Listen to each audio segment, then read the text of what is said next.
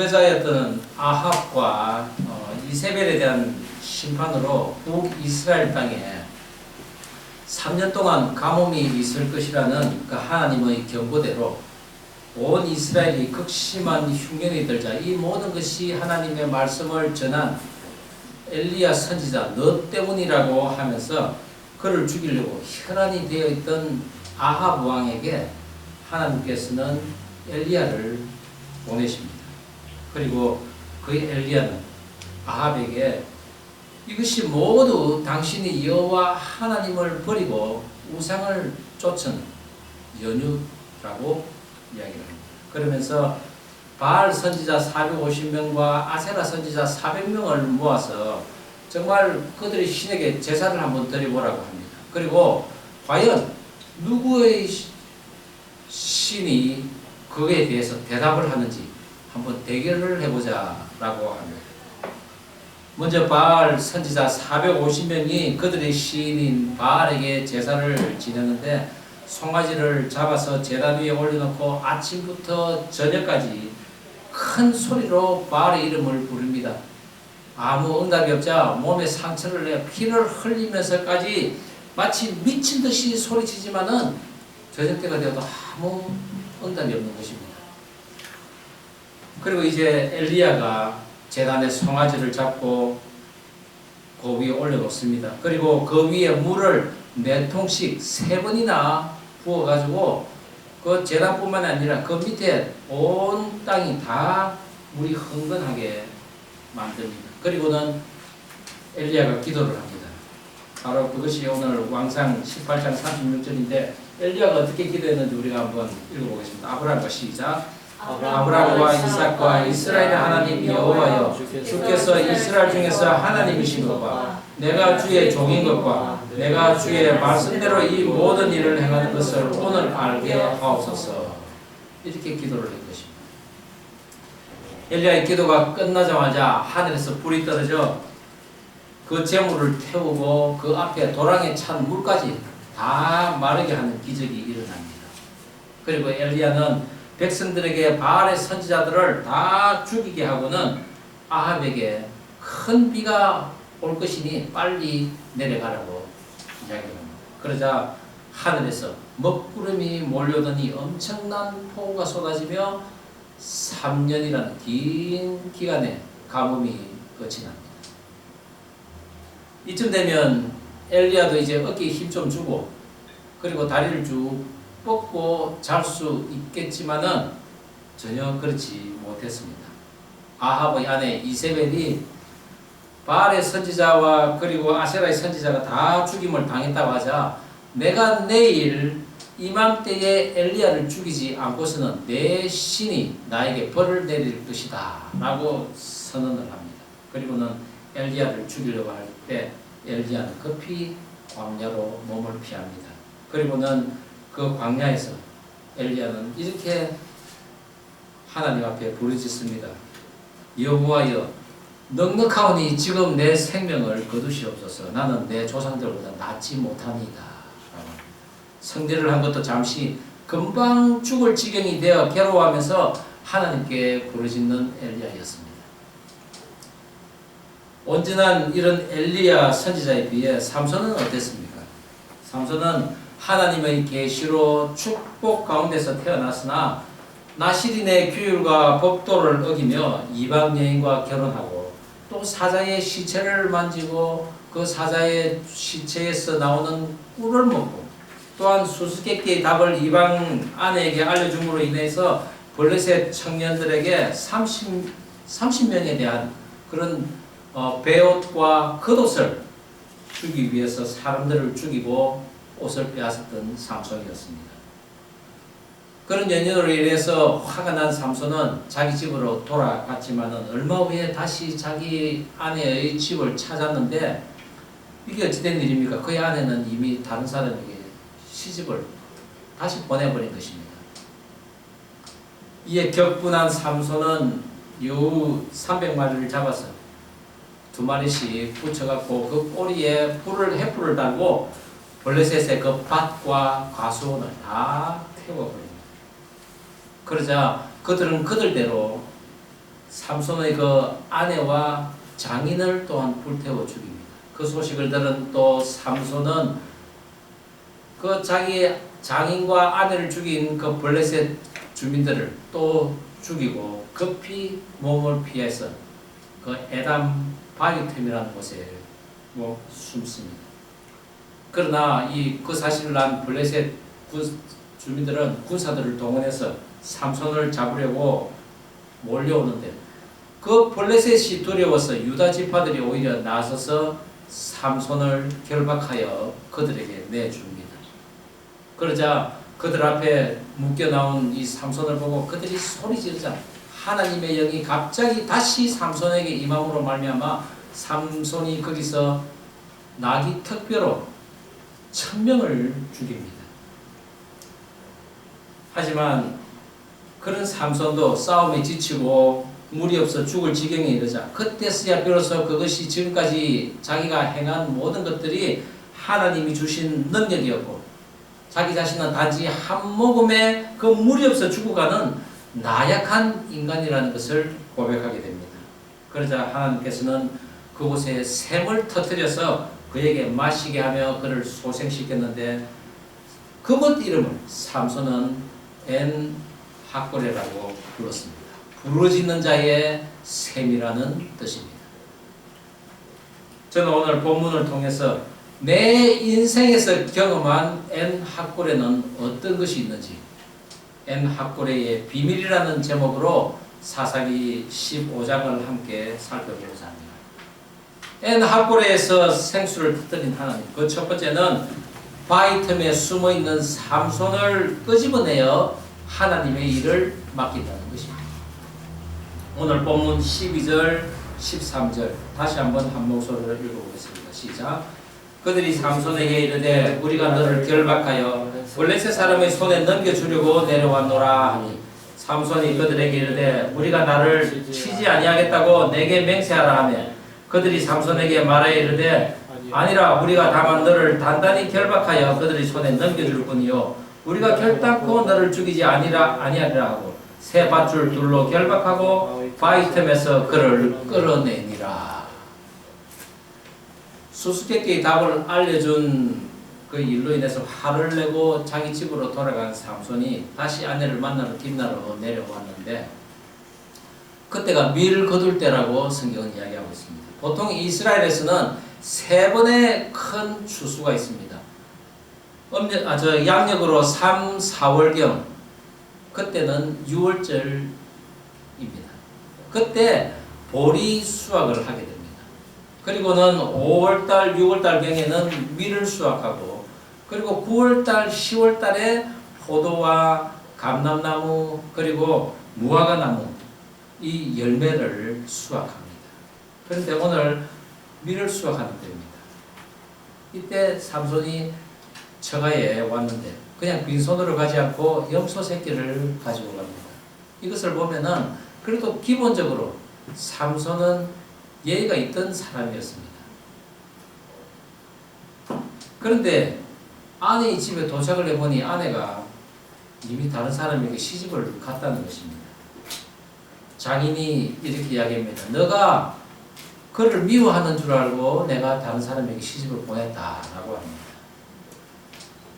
이미 결혼 지참금을 삼손으로부터 받았을 터인데 정말 말도 안 되는 이런 변명을 합니다. 그래 놓고는 그에게 동생이 있으니 이 동생이 차라리 또 한번 너에게 시집을 가는 게 어떻겠냐. 얘와 결혼을 해라고 합니다. 결혼 지참금을 다시 받겠다는 의미입니다.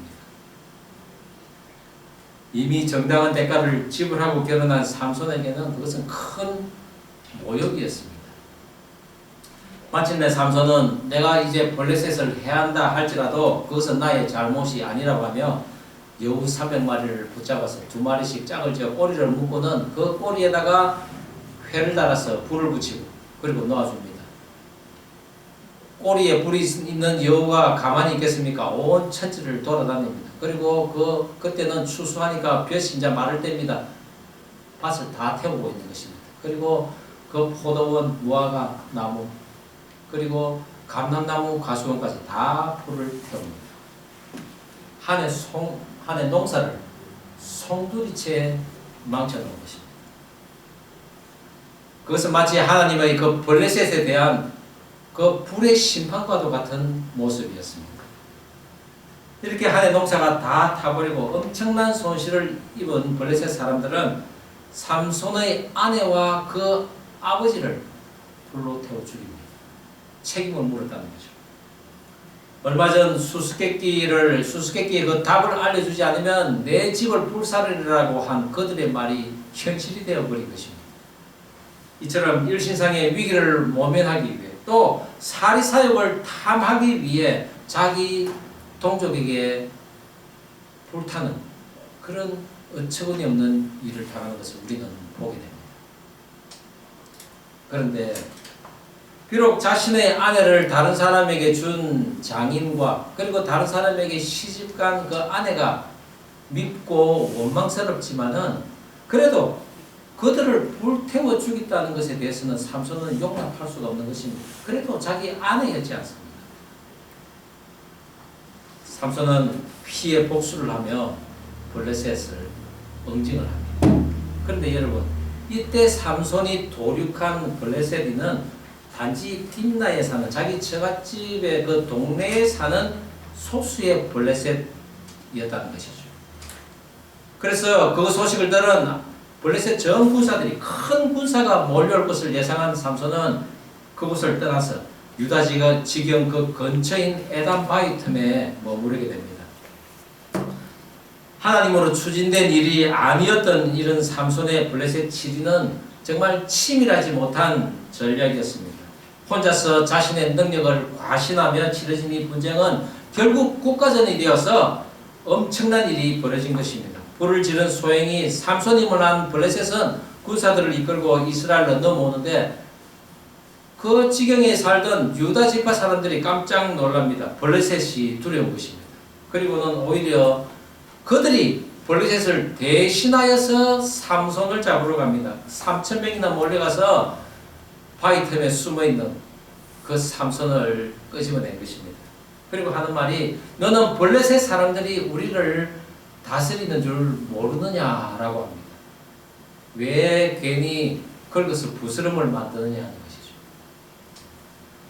예전에 갈렙이 선두에 서서 그 가나안 땅을 정복하던 그 용맹스러운 유다 지파의 모습은 온데간데 없고 그저 자신들의 안위만 걱정하고 그리고 그것에 염려한 나머지 형제를 붙잡아 적에게 넘겨주는 그런 비겁한 모습을 보입니다. 이것은 블레셋의 그 관행하는 풍습과 별반 다르지 않는 모습이었습니다. 이렇듯 하나님으로부터 멀어진 자들은 자신의 안위를 위해 형제들을 배반하고 또 불의와 연합하며 하나님의 사자들을 비방하고 죽이기까지 하는 범죄를 저지른다는 것입니다. 오늘 말씀에 삼손이 바위틈에 머물렀더라 라고 하는데 이 머물다라는 야샤브라는 히브리어는 재판관으로서의 자리에 앉다라는 의미를 가지고 있습니다. 그 말인즉 삼손이 지금 어떤 직무를 하고 있습니까? 사사입니다. 즉 재판관이라는 것이죠. 삼손은 재판관의 자리에 앉아 있어야 하는데 지금 그는 바위틈에 숨어 있는 것입니다. 비록 유다 지파들이 몰려가서 삼손을 끌어냈지만은 사실은 하나님께서 삼손을 끄집어낸 것입니다. 거기는 내가 머물 자리가 아니라는 것이죠. 하나님께서 천지를 흠이 없게 창조하시고 그 아름다운 곳에 그 에덴 동산을 지으시고 거기서 인간을 두고 다스리도록 하셨습니다. 그런데 그곳에 악한 자 사단이 와서 하와를 유혹함으로 인해서 함께 죄에 빠지게 된 아담이 하나님의 눈을 피하지 않습니까? 그러자 하나님께서는 자신의 창조물 중에 가장 기뻐하셨던 인간을 긍휼히 여기시고 그가 틈새에 있든지 또 바위에 숨어 있든지 나무 숲에 숨어 있든지 찾아오셔서 세상에 보이기를 원하셨는데 그것은 심판을 위함도 아니에요. 또 수치를 드러내기 위함도 아닌 오직 하나님의 자녀권을 회복시키기 위함이라는 것입니다. 우리가 만약에 하나님 앞에 죄를 짓는다 해도 우리가 그 하나님의 낯을 피하여 숨어 있는다고 합시다. 하나님이 우리를 그냥 내버려 두십니까? 아닙니다. 하나님은 우리를 찾아오셔서 우리를 거기서 반드시 끄집어낼 줄 믿으시기 바랍니다. 아담이 숨어 있을 때 하나님이 그 아담에게 찾아가셔서 뭐라고 했습니까? 아담아, 내가 어디 있느냐? 그렇습니다. 하나님께서는 그 아담을 밝은 빛으로 이끌어내신 것입니다. 그래서 요한일서 4장 4절에 이렇게 사도 요한은 이야기하고 있습니다. 우리 한번 읽어볼까요? 자녀들아, 시작. 자녀들아, 너희는 하나님께 속하였고 또 그들을 이겼나니 이는 너희 안에 계시니가 세상에 있는 자보다 크심이라. 그렇습니다. 우리는 하나님께 속해 있고 우리 하나님은 세상 어느 것보다도 강한 분이시라는 것을 믿으시기 바랍니다. 비록 서툰 사사를 홀로 담당하다가 궁지에 몰린 그 삼손이 동족인 유다 지파의 손에 의해 밧줄에 묶여 나옵니다마는 그것은 하나님이 바위 틈에 숨어있던 삼손을 끄집어내신 것으로서 이제 그것은 삼손이 사사로서 이스라엘 백성에게 공포되는 공식적인 취임식이라고 할 수 있습니다. 그리고 그것은 바로 엔 학고레의 하나님을 만나기 위한 전주곡이기도 했던 것이죠. 저와 여러분도 하나님을 제외하고 홀로 열심히 살다가 그만 어둠과 박해의 그 궁지에 몰렸었던 그런 삶을 살았던 자들입니다. 그렇지만 그런 나를 하나님께서는 찾아오셔서 교회로 이끌어내시고 또 말씀을 통해 하나님과 예수님과 성령님을 알게 하셨는데 그것이 바로 엔 학고레의 하나님을 만나기 위한 하나님의 감추어진 비밀이라는 것입니다.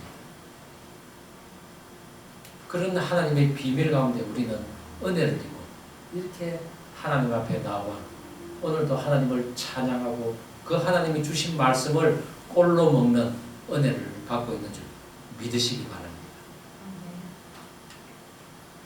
엔 학고레에서 생수를 터뜨리신 하나님, 두 번째는 부르짖는 자에게 생수를 주셔서 소생케 하신다는 것입니다.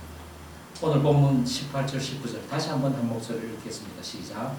삼손이 심히 목이 말라 여호와께 부르짖으되 주께서 종의 손을 통하여 이 큰 구원을 베푸셨사오나 내가 이제 목말라 죽어서 알레받지 못한 자들의 손에 떨어지겠나이다 하니 하나님이 레이에서 한 우묵한 곳을 터뜨리시니 거기서 물이 솟아나오는지라 삼손이 그것을 마시고 정신이 회복되어 소생하니 그러므로 그 샘 이름을 엔 학고레라 불렀으며 그 샘이 오늘까지 레이에 있더라.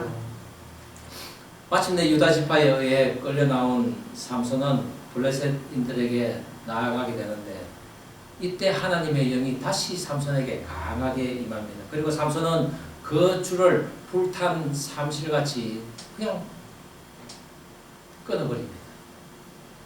오늘 말씀에는 밧줄이 떨어져 나갔다라고 했는데 이 떨어져 나갔다라는 원문은 바로 녹아내렸다라는 의미입니다.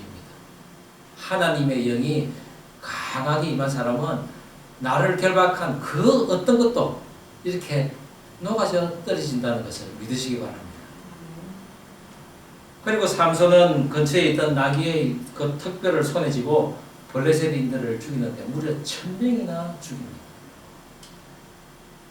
나귀의 턱뼈가 오늘 제가 사진을 준비를 못했는데 이렇게 나귀 턱이 말처럼 길지 않습니까?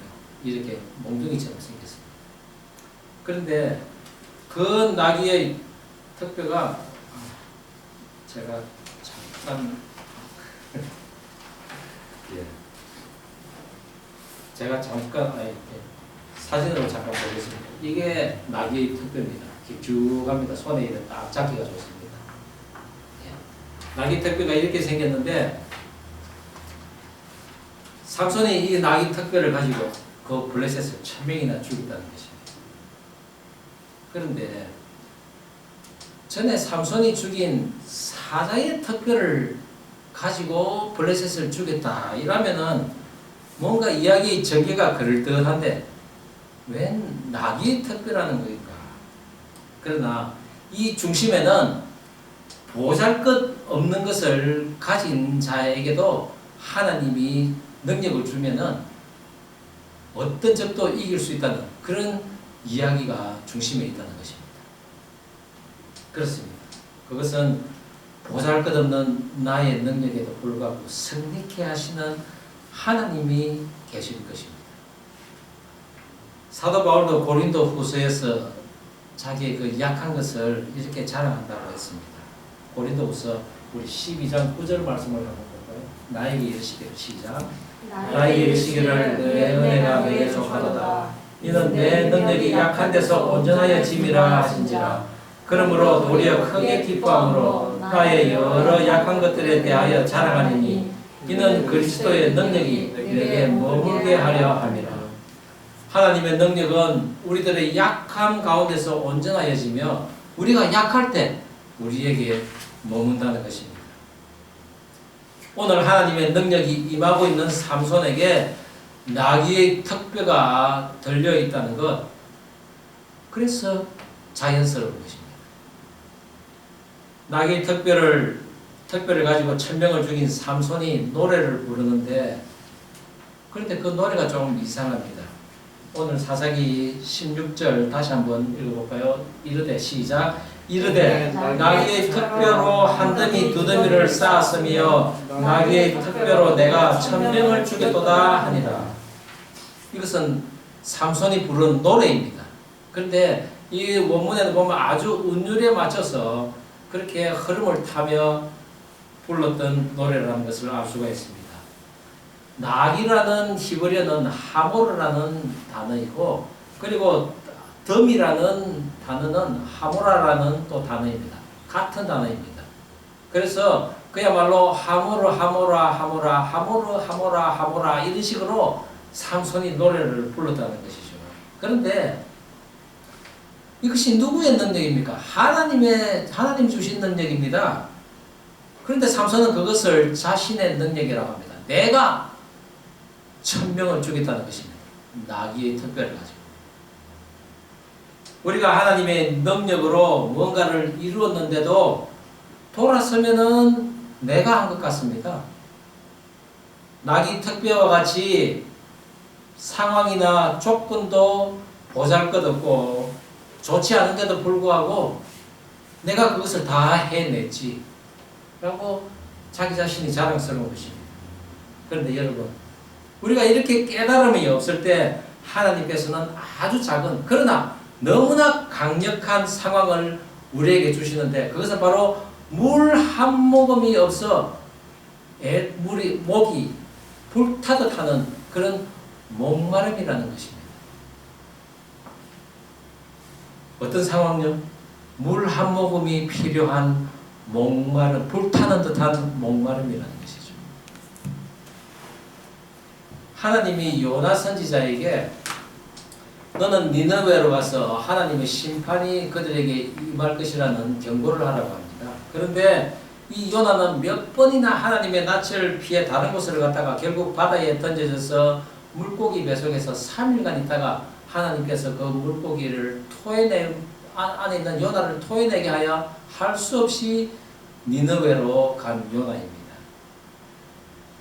그런데 그가 니느웨로 가서 심판을 경고하는데, 경고를 받고도 들은 채만 채, 본 채만 채 할 것 같았던 니느웨 사람들이 일제히 하나님 앞에 회개하고는 하나님 앞에 나아가는 것입니다.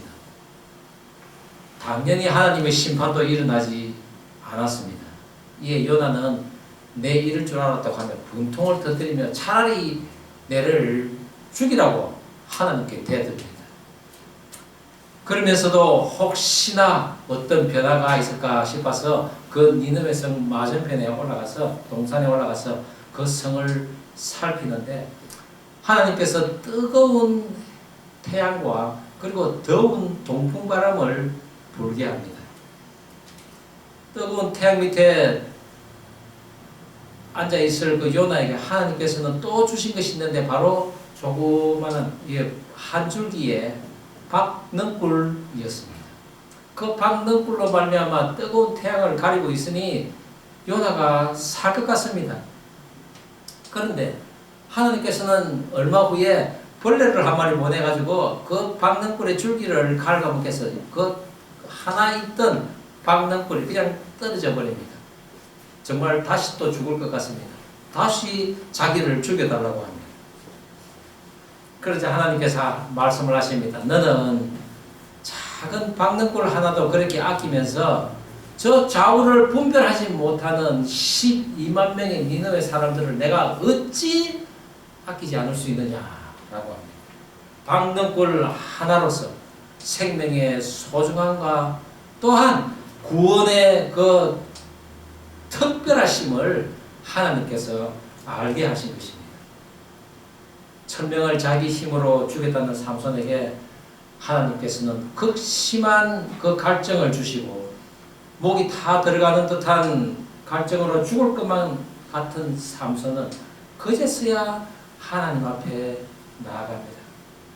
부르짖습니다. 그리고 고백을 합니다. 1000명을 죽인 것은 바로 내가 아니라 하나님의 능력으로부터 임함이라는 것을 말합니다. 고난이 유익이라고 우리에게 때때로 어려운 일이 찾아오는 것이 바로 이런 연유입니다. 우리가 힘들고 지치고 어려울 때 하나님을 찾습니다. 그런데 반대로 편하고 여유롭고 풍족하면 하나님을 잘 찾지 않습니다. 그 이유는 자신의 실력을 과신하거나 자신의 능력을 과신하고 또 그 모든 이면에 함께 하신 하나님의 공로를 인정하지 않는 그런 연유입니다. 그런데 이런 자에게 가만히 찾아오는 자가 있는데 그것은 바로 다름 아닌 사탄입니다. 속이는 자라고 하는 마귀라는 것이죠. 그들은 태초에 하나님께서 완벽하게 창조해 놓으신 그 에덴에도 왔음을 성경에 기록해 주고 있습니다. 그것을 보면은 이 세상 어디에서나 하나님을 외면케 하는 그런 유혹하는 영이 있다는 것을 우리는 성경을 통해 배워야 합니다. 하나님께서는 나귀 특별로 이스라엘의 영원한적인 블레셋을 1000명이나 죽인 삼손이 그 전쟁 중에 물 한 모금이 없어 죽을 위기에 맞이할 수 있는 그저 연약한 한 인간임을 깨닫게 하셨습니다. 그렇습니다. 전능하신 하나님 앞에서 너무나도 무능한 자신을 제일 발견하게 된 곳이 바로 엔 학골에였던 것입니다. 앞서 예를 들은 엘리야가 그 바알의 선지자를 다 죽이고 3년의 가뭄을 끝내는 비를 내리겠지만 그 가짜 선지자의 우두머리인 이세벨이 건재함으로 죽을 것만 같은 그런 두려움이 임하자 그가 한 것은 바로 하나님께 부르짖는 것이었습니다. 그런 엘리야에게 하나님께서는 천사들을 보내시어 떡과 물을 주어 먹게 하고 기운을 차리게 한 후에는 예후에게 기름을 부어 아합과 이세벨을 심판하게 하는 사명을 주셨습니다. 그리고 하나님의 그 사명대로 아합과 이세벨은 제거가 되었던 것이죠. 십자가에 못 박히신 예수님께서도 오늘 삼손처럼 하늘 아버지에게 부르짖었습니다. 우리 마가복음 15장 34절 말씀입니다. 우리가 잘 아는 말씀이죠. 한번 함께 읽어볼까요? 제9시에 시작. 제9시에 예수께서 크게 소리 지르시되 엘리 엘리 라마 사박다니 하시니 이를 번역하면 나의 하나님 나의 하나님 어찌하여 나를 버리셨나이까 하는 뜻이라. 골고다의 십자가에서 십자가에 못이 박힌 채 하나님께 부르짖던 그 예수님에게 하늘 아버지가 보이신 것은 그 예수님이 십자가에서 그냥 걸어 내려오는 세상 사람들이 다 기대하던 그런 기적이 아니었다는 것입니다. 하나님이 보이신 것은 타는 듯한 그 갈증 속에서도 온 인류를 위해 죽으시는 사명을 마치시고 장사된 지 사흘 만에 부활하심으로 말미암아 죽음 권세 이기신 그 예수님으로부터 생명수가 터져나오는 것이었습니다. 하나님께서 한 우묵한 곳을 터뜨려 물을 내셨다고 했는데 그 한 우묵한 곳은 히브리어로 절구라는 뜻입니다. 절구 모양의 구멍이라는 뜻입니다. 절구 모양의 움푹 파인 그 바위 틈에서 생명수가 흘러나온 것으로서 반석이신 예수님으로부터 쏟아져 나온 생명수를 계시한 것이 바로 이 엔하꾸레라는 것입니다. 엔하꾸레는 부르짖다라는 표현 외에도 또 전파하다라는 의미를 또한 가지고 있습니다. 그렇습니다. 바로 생명수 대신 예수님을 전파하는 것이 또 이 엔하꾸레의 의미이기도 합니다. 우리 인간은 예수님처럼 완전하지 못하여서 하나님을 떠나 부정과 불법으로 인해 또는 자신의 울분으로 인해 인생의 그 상황을 어지럽히지만은 그런 나일지라도 찾아오시는 그 하나님을 깨닫기를 바랍니다. 그 하나님의 찾아오심은 우리들의 수치를 드러냄도 아니요 또한 우리를 심판하심도 아니요 바로 예수님으로부터 쏟아져 나오는 생수로 우리들의 죄를 씻기 위함인 것을 믿으시기 바랍니다. 예레미야서 33장 3절처럼 너는 내게 부르짖으라 내가 내게 응답하겠고 내가 알지 못하는 크고 비밀한 일을 내게 보이리라. 하나님께서 이렇게 말씀하신 것처럼 하나님을 필요치 않고 살다가 울부짖었던 나의 엔하꾸레는 과연 어디에 있는지 내 자신을 살펴보기를 원합니다. 나의 죄를 위해 십자가에서 부르짖으신 그 예수님을 생각하며 온 인류를 위한 생명의 샘 되신 예수님의 은혜를 체험하면서 그 예수님을 전파하며 살아가는 가운데 엔하꾸레의 축복을 매일매일 경험하는 저와 여러분 다 되기를 주의 이름으로 축원합니다. 기도하시겠습니다.